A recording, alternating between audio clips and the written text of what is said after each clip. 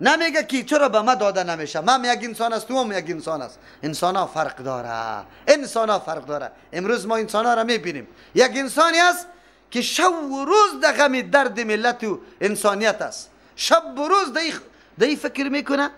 توحید ترجمه قرآن شنیده، توحید یاد گرفته، آنقدر دلش نارام است که کاکایم چطور شد، همیم چطور شد، خاله چطور شد، ماما چطور شد، همسایه چطور شد. ایره چه قسم در توحید دعوت بدم، از کدام راه پیش برم؟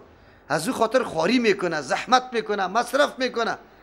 یک نفر دیگه هست نعوذ بالله تلاش میکنه که خو چه قسم ای آدم از بین ببرم، رای از بین بردن از این چطور است، مالیش چه قسم از خود کنم، عزت آبرویش چه قسم بریزانم. در بین دو آدم زمین و آسمان فرق است یا نه؟ یقینا یکی مستحق جنت است و دیگه مستحق جهنم است.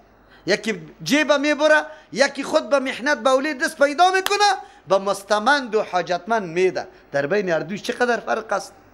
فرق بزرگ است. الله متعال اینی میدان مبارزه را پیدا کرده، اینی میدان مبارزه است. فرق شما با دیگرها به امی میشه که شما دمی عین کشمکش، دمی عین بدنامی ها و تهمت ها و اوازه ها شما رای سنت تعقیب کنید، دفاع سنت رسول الله صلی الله علیه و سلم بکنید. شکی در این نیست که خشونت در پیشتان میآید، پدر و مادر بیزار میشه، اعلان بیزاری را از پیشتان میکنه، از خانه میکشتانه، لطکوب میشه، منفوری مردم میشه، مردم انواع تهمت ها را سرتان میزنه. اما امتیازی تو در این نیست که با وصف اینمی قدر حالتا تو تسلیم رسم و رواج و عنعنه مردم نمیشی، بنده از یا نمیشی، بنده الله میشی، بنده الله میشی. پشتی سر این مردمایی که رواج ایجاد کرده پشتی از یا نمیری، پشتی رسول الله میری. از او خاطر امتیازتان است. ما همیشه مشترکین درس خود امیر اعلان میکنیم که در شما این دردا پیدا نشد، این امتیازا پیدا نشد، باز دیگه واقعا که درس نخوانده، خوانده، محض آمده نشسته، تغییر دیده شود. دوستای ما باید بدانه که ما امروز در ترجمه شریک شدیم، از دیروزم باید فرق در وجود ما پیدا شود، در حرکت ما، در اخلاق ما، در عقیده و باور ما پیدا شود، در عبادت ما پیدا شود. چرا؟ قرآن امی زیادت میکنه، قرآن امی درس بر ما میده. آلی بر ما درس داد، ابلیس لعین آشکارا رای تا گرفته، دشمن انت شناختی که ابلیس رای تا نمیمانه، زرد طرف تو را شکار میکنه و این قدر معلومات داره که تو را چه قسم از بین ببره. آلی پشتی سر الله بر همون راه های نفوذی شیطانه بر ما معرفی میکنه. قال ارائیتک هذا الذی کرمت، خبر بده مرا این شخصی را، سیکو توهین میکنه آدم علیه السلام، اینی شخصک، اینی مردک، الذی کرمت علیه که تو را برتری داده بالای ما، لئن اخرتنی اگر تو را مرا مهلت بدی الی یوم القیامت تا روز قیامت. ابلیس لعین میدانه که مهلت غیر از الله دیگه کس داده نمیتونه. زنده کننده و مرده کننده الله است. توحید ربوبیت ابلیس هم قبول داره که خالق و مالک و رازق الله است. بیگاه برادرای تبلیغی ما که میخیزه کلمه تقاضا داره. خود چی تقاضا داره؟ ده الله نه ده کیدو یقین، ده بنده نه ده نکیدو یقین. الله مالک ده، الله رازق ده. ما گفتم یک چند آیت ترجمه میکنم، برش گفتم این معنای لا اله الا الله نیست. لا اله الا الله معنایش است که مستحق عبادت غیر از الله. مشرکین نزاع سر قمره پیغمبر ده اینمی گپ داشتن، ده این نداشتن که الله مالک است و الله رازق است. اونا مشرکین هم قبول داشتن. برادرای تبلیغ خلاهای خود بپذیره. ایره بعد شما متوجه شوی که ما چی میگیم، معنای کلمه را تحریف نکنه، غلط به مردم توجیه نکنه. ایره خو مشرکین مکه قبول داره. توحید الوهیت اهمیت داره. انبیاء علیهم السلام برای بیان کی کدام توحید آمده؟ توحید الوهیت آمده. نزاع مردم قطع پیغمبرها در توحید الوهیت است. نظر، نیاز، عبادت، نماز کلش خاص برای کیست؟ از هم خاطر آلی جنجال سری میگه پاسته، جنجال سری میگه پاست. ابلیس لعین توحید ربوبیت میفهمه یک و میفهمه که قبول کننده دعا کی است. تاسف نیست که ابلیس میشناسه که دعا را کی قبول میکنه، از الله طلب میکنه که مرا مهلت بده تا روز قیامت. اما مسلمانی ما امروز الله را میگذاره از قبر طلب میکنه. مرتبه ابلیس بالا شد یا مرتبه تو بالا شد؟ فیصله را خودت بکن، ما نمیکنیم. ابلیس دعا را از الله میخواه و تو از مخلوق میخوایی. مرتبه تا خودت قضاوت کن، خودت سری خود حکم بکن، ما نمیکنیم. دو، سوم، ابلیس در می حالت هم دمی حالت هم از الله مایوس نیست، دمی حالت هم از الله سوال میکنه. او تو بنده بدبخت اگر نیمک گناه کرده ای، حالی یک آدم چی میگه؟ زنگ زده بود برای من، مولوی صاحب من خود دیدم که من کافر شده، حالی 6 ماه نماز نخونده. ببینی اینی ولسی ماست، اینی مردمی ماست. ببینی خود دیده که تو کافر شده ای، خلاص حالی من کافر شده. نعوذ بالله. الله اکبر. ما انا لله و انا الیه راجعون. آیا دمو منطقه عالمت نبود؟ آیا تو مسلمان همین قدر درک نمیکردی که یک دفعه مراجعه به عالم بکنی، یک سوال از عالم خوب بکنی که تو به این گپ کافر میشی؟ به خود دیدن آدم کافر میشه. آسان بهانه را برای خود چی کرده؟ این کلش وسوسه، اینمی تحریکای کیسته؟ ابلیس لعین است. ابلیس لعین دوستای ما را ابلیس لعین آنقدر وسواسی کرده که هیچ پرسان نکو. چقدر وسواسی کرده؟ یک دفعه وضو میکنه، خراب نیت بسته میکنه، جماعت هم است، باز میره. او مردکه یک برادر هست اینجا، شاید در ترجمه آمده باشه، اگر آدم در سرش پای تر در سری فرش بره چطور میشه؟ من برای از گفتم که از تو یک وضویت میدان نمیشه. نماز بخون. عجیب است. ابلیس لعین نمیمونه. الله الحمدلله شریعت کامل است. صحابه کرام پیش رسول الله صلی الله علیه و سلم آمدن، سوال کردن، گفت یا رسول الله سخنان در دل ما تا بالا میشه که در زبان گفته نمیتونه. شیطان 1000 قسم گپاره در قلبت بیپرته، لیکن در زبان گفته نمیتونیم. رسول الله صلی الله علیه و گفت امیر رقم موجود است، یعنی براتون پیش شده. گفت ذالک صریح الایمان، اینی صریح ایمان است که تو همو گپی کفری در ذهنت میگرده، اما تو اینقدر نفرت و بد میبینی که در زبان داورده. اینی مقابله است. او وسوسه های شیطانی است، الله متعال ما را سرش نمیگیره، غیر اختیاری است. وی که تو بد میدونی همی کلمات که در زبان برانی، اینمی صریح چیست؟ ایمان است. شیطان 1000 قسم وسوسه میکنه. حضور تکمیل میکنی، یک درو برات میگه 3 دفعه 6 تا شریعت برات گفته، میگه یک دفعه دیگه هم پرتو همینجا تو را خطا میکنه 4 دفعه. شیخای ما خو که ریش انبو داره که میزنه آبا که میزنه دی ملاق 4 نفر دیگه را تر میکنه قی خود. او مردکه عالی ریش تر کردن در داخلش آب رساندن سری تو نیست. ظاهر ریش 3 دفعه آب پرتو خیر و خلاص شد. حضور خلاص میکنه، مسی سر از جات رفته، باز شروع میکنه حضور. او مردکه نرفته، این کار شیطان است. سر یقین کار بکن. ما در حدیثا خوانده که ابلیس لعین در مقعدت پفهم میکنه که نه بادت برآمد، حالا که باد برآمده نمیباشه تا که یقینت پیدا نشده. از او خاطر آن چیزی که شریعت برات حکم کرده پابند از او باش، در وسوسه های شیطانی عمل نکنی. یک تعداد خود چی میکنه؟ یک دفعه در ذهنش میاره که تو خود از زبان طلاق برآمد، کلمه طلاق در زبان گفتی، این بیچاره دیگه چی میشه؟ متردد میشه که راستی طلاق. او مرد کمیره که طلاق هم گفته باشی طلاق نیست، اراده طلب داره، طلاق قصد طلب داره. تو زبان کلمه طلاق هم برویه که قصد نباشه، همونطور برآمده. اینی کارا را شیطان میکنه. او در نماز خود کمی استاد شوه، چیزای گم شده تان زودی که در یادتان میاره یا نمیاره؟ در یادتان میاره. چرا؟ این عبادت الله را نمیخواه به وجه تکمیل تو در سر برسانی، در انجام برسانی. بله این وعده شیطان است. شیطان کاری خدا میکنه. چی رقم میکنه؟ بیا دیگه اولی برای ما میگه. اول الله متعالی را جواب میگه، در الا قلیلا اشاره به مخلصین است. ابلیس لعین بالای بندگان مخلص الله زورش نمیرسه، نه تسلط داره. در روز قیامت الله متعال زمانی که اردو جماعت تابعین و ابلیس ها را یک جای کنه، تابعین میگه که یا الله ما را این ابلیس خطا داده بود. ابلیس میگه که الله من نه سری از یا زور داشتم، نه تسلط داشتم، بلکه برای از یا مطابق خواهشاتش یک چیز مزین کردم یا امو کار کرده. پس یا پرستش مرا نکرده، اطاعت مرا نکرده، پرستش خواهشات خدا کرده، برای پورا کردن خواهشات خودی کار کرده. می ابلیس لعین هم تو این قدر منفور میگردی که در روز قیامت هم اعلان بیزاری هم ابلیس هم از تو میکنه. هم ابلیس هم قطعی تو باقی نمیمونه.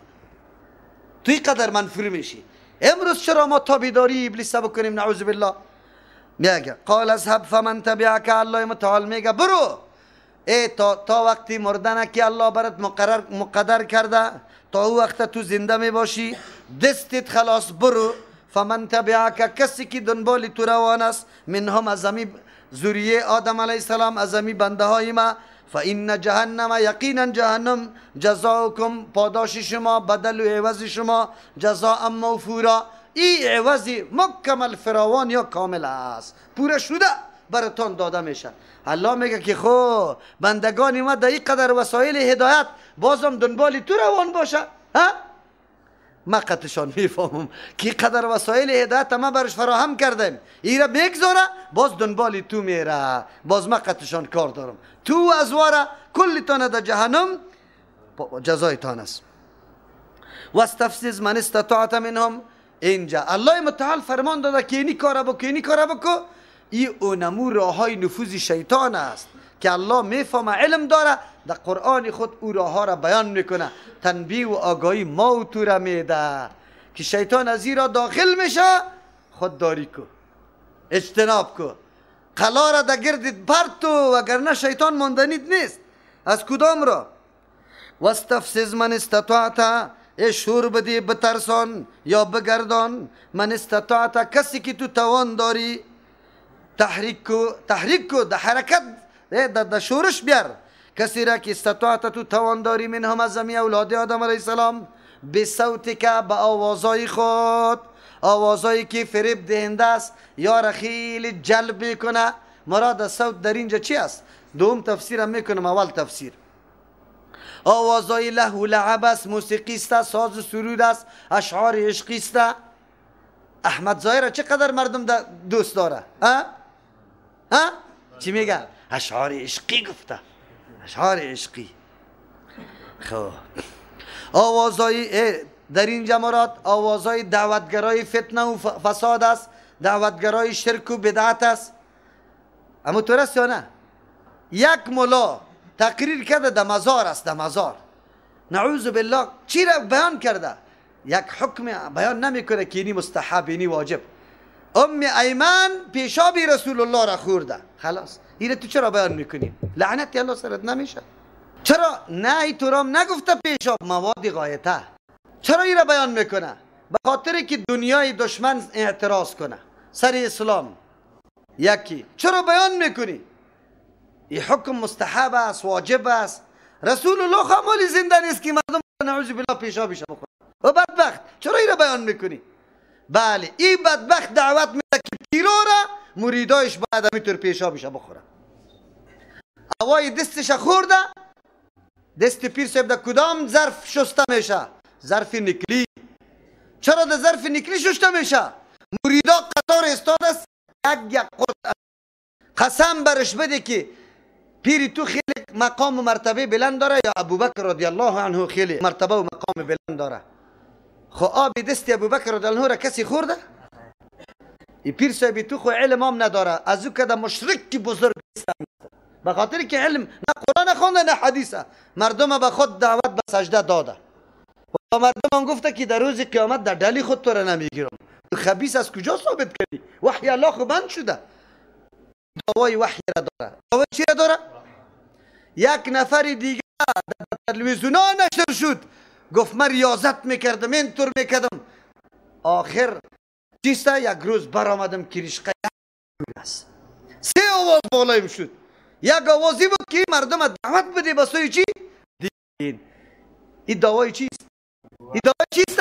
پیغمبری است. خدای وطن بدبخت هیچ کس محاکمه نمیشه، فقط اگر دی حق گفتی محاکمه، طرفداری دین کردی محاکمه استی دیگه. بعد بگو نعوذ بالله دعوای پیغمبری و مهدیگری را بکو، کس قطعت کار نداره. مردم دعوت بده، این دین است، این مردم است. دوی شمقت خود پٹ کده مردم نمیگم. ذکر صراحت دعوای پیغمبری. این مردکه عالم جوان ها برش نشسته گریان میکنه، بدبخت جوان چی را بدت میگه؟ چیز است تو را در کدام طرف دعوت میده؟ پیشا بکی را ام ایمن رضی الله عنها بنا به نادانی پیغمبر اسلام که ضعیف شده بود از طرف شب بیرون برآمده نمیتونست. وی برای سهولت امت از تعلیم داده رسول الله صلی الله علیه و سلم پیشاب در یک ظرف کردن او را بیرون انداختن. هیچ گپی نیست. اطفال ما و شما همیشه همینطور است. اون نافهمیده البته گفته آب از خیلی تشنه بوده خورده. خوره به نادانی خورده. نه پیغمبر امر کرده نه کدام مت حاضر کرده که تو خوب کردی. این گپا نیست. چرا بیان میکنی؟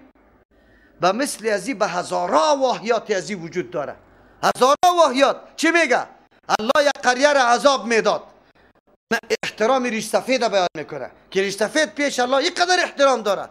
یک قریه را عذاب میداد. جبریل آمده بود قریه را ویران میکرد. دید که یک ریش سفید قطعی بچه لواطت داره. نعوذ بالله.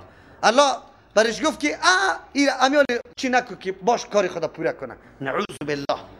این بدبخت کدام دعوت میده؟ این ملت چقدر جاهل است که به این طور علم میشینه. سخنش عجیب است. واهیات بیان میشه. دعوت به کجا داده میشه؟ یادتان باشه عالم قرآن و حدیث براتان بیان نمیکنه نشینه تباهیتان میکنه گمراهیتان میکنه. تباهی است. گمراه کرده. سالای ما ضایع نشده. سالای ما ضایع شده. دین نفهمیدیم تباه و برباد شد. کستایشه کسی که کستی عالم میفروشه در گناه شریک است. این هم دعوت بدعت میده. هر کس که همینطور کستا را نشر میکنه توضیح میکنه ثبت میکنه در گناه شامل است. این را یاد داشته باشه. کسی که به بدعت دعوت میده به شرک دعوت میده به عصبیت قومیت دعوت میده به معصیت دعوت میده نشر اشاعتش حتی به مقام از او را بیان کردن به مردم محترم شمردن در گناه شامل است. به خاطری که تو اینطوری مردم در کدام گمراهی میکشانه. خب ریش سفید باشی هرچی که میکنی. واستفزز من استطاعت تحریک شور بدی من استطاعت بشور مردم را او کسی را که تو توان داری منهم از زمین ذریه آدم علیه السلام بسکه با آوازهای فریب دهنده خود با وسوسه های خود و اجلب علیهم بخیلک برانگیز یا گسیل کو حرکت بده به امرای صدا بالایشان بدوان علیهم بالایشان بخیلک به سوارای خود و رجلک به پیاده های خود لشکری سواره و پیاده تا مسلط کو سری از یا حرکت بده. شارکم فی الاموال شریک کو خدا امرای امی اولاد آدم علیه السلام فی الاموال در مالایشان ولی اولادی در اولادایشان وعدهم وعده های دروغین برشان بده و ما یعدهم الشیطان وعده نمیده به اولاد آدم علیه السلام شیطان الا غرورا مگر وعده فریب برش میده.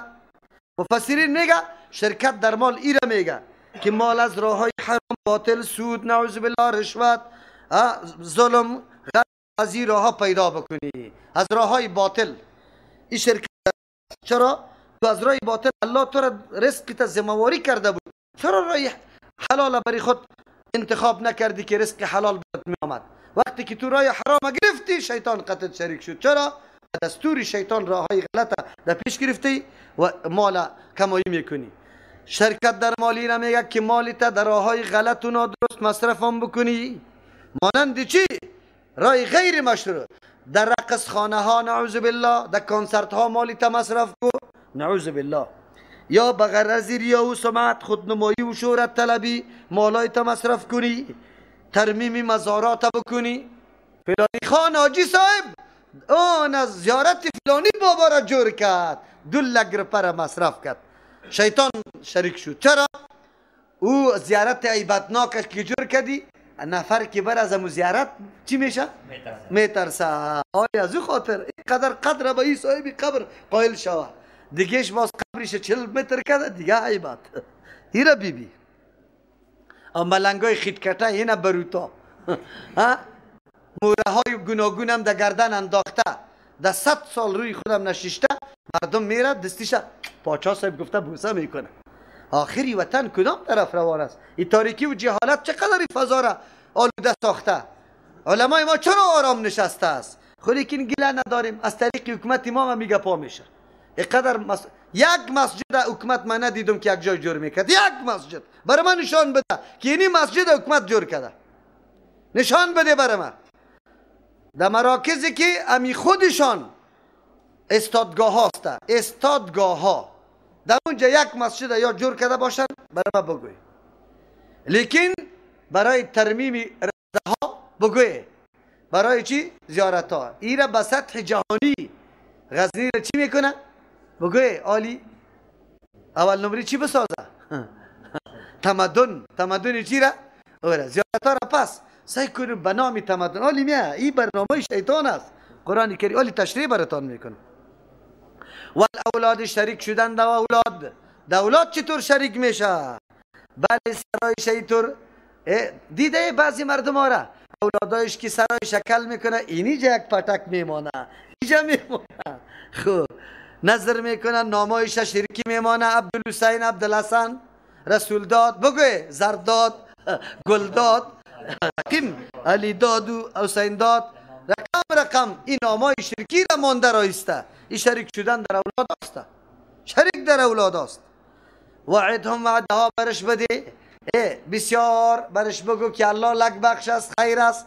یا اینطور برش بگو تالی را جوان هستی نماز نخوان که پیر شدی مسجد محکم کن. نه آلی در حج نرو به خاطر که جوان هستی گناه از پیشید میشه. آلی ریش نمان به خاطر که گناه از پیشید میشه. این کلش چی است؟ وعده های شیطان است. الله متعال ما را آگاه میسازه، بیدار میسازه که راه های نفوذ شیطان است. ولی شما خبر داری که 4 برنامه شیطان الله در اینجا معرفی کرد. 4 برنامه را میفهمی؟ اول برنامه تبلیغاتی، دوم برنامه نظامی، سوم برنامه اقتصادی، چهارم برنامه چیست؟ فریب دادن. برنامه فریب دادن. 4 برنامه ابلیس لعین داره و شیطانا و تابعدارای شام همین 4 برنامه را تعقیب میکنه. اگر انسیست اگر جنی است. این اول برنامهش است. استفزاز میگه بریدن یک چیز، دست لغت بریدن میگه. این جمع تو را از حق میبره، قطع میکنه، میکشونه تا طرف باطل. از او خاطر الله میگه واستفزز، شور بده، در حرکت بیار، بشوران من استطاعت، کسی را که تو توان داری منهم از یاره. با چی چیز؟ بصوته که شیطان کلان دنیا امروز هم همی قسم است.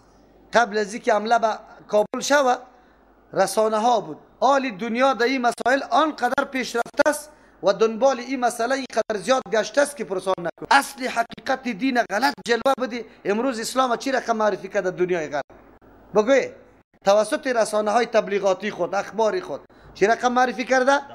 بگوی یک دم وحشت، یک دم دهشت، قتل، قتال، خونریزی، بدبختی، ظلم و ایرانی، کشتار، دیگه چیز نیست. توسط چی؟ تبلیغات. اول برنامه دشمن که شیطان است تبلیغات است. تبلیغات